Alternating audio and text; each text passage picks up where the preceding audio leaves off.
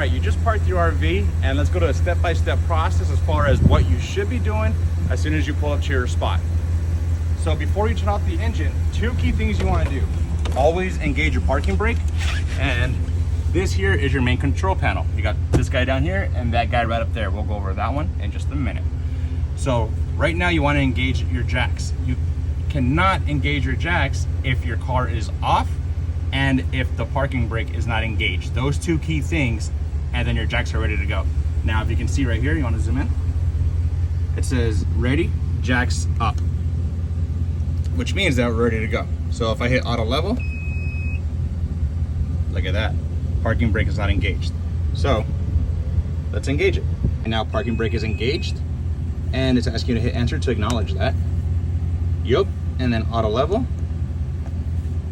and auto leveling jacks. I don't know if you can see that very well, but it's going.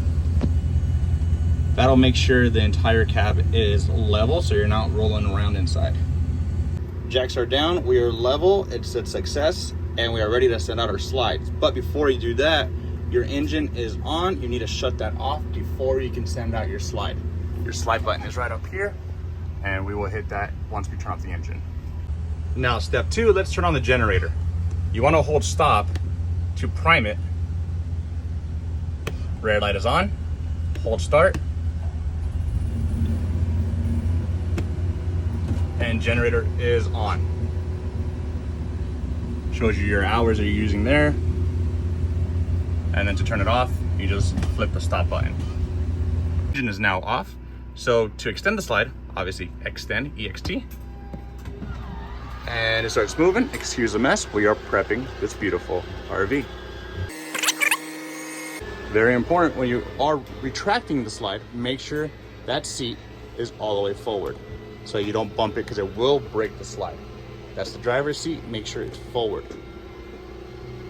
And to go over some random switches, get your tank heaters here. This is mainly for times that you're gonna be using water and hot water.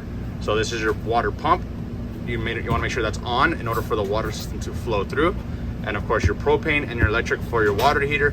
Your propane is gonna heat it up a lot faster, but it's gonna take a lot more propane, obviously. Electric is always ideal if you are not in a rush. Slide is extended. Now we can move the bed out and get cozy. So what you wanna do is, if it's hot, you can turn on the AC now. By coming right over here and just controlling your AC by going to cool. And AC just kicked on. To the right of the AC, you'll see the inverter controls. That is for outlets and microwaves and anything else that is normally off. That inverter will power those outlets that seem to not be working. Bathroom and toilet work as it normally would. The flush system is down there. And of course, bath light, bath fan. Turns on your fan right in here. This thing closes and opens the vent. If you want to shut off so you don't turn on by accident, that turns off the fan completely. So even this button won't turn it on, which is good to know, because if it doesn't work, that means that this switch is off. Fan on. And here's your fridge.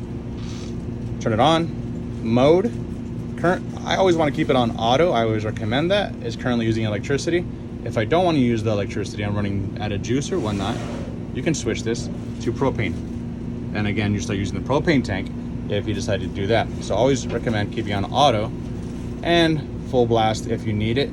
Freezer freezes a lot faster, then the fridge will cool down. Usually you want about 24 to 48 hours before you start any road trip to get that going. When you're bringing the slide back in, again, make sure that that seat is forward, because look how close it is. It'll either rub or stop, and either one is not good. So stop the slide and push the seat forward. Down here, you'll see power step on, off, and speaker inside, outside. This is for stuff that are right outside the RV. So that power step comes out automatically as soon as you open that door. If you're gonna be in and out of your RV, you're gonna want to turn that off, power step off, so that it doesn't retract in and out, so that it's always ready for you to step on. Speakers inside, outside, exactly what it means. When you're playing music through the stereo, outside speakers, inside speakers.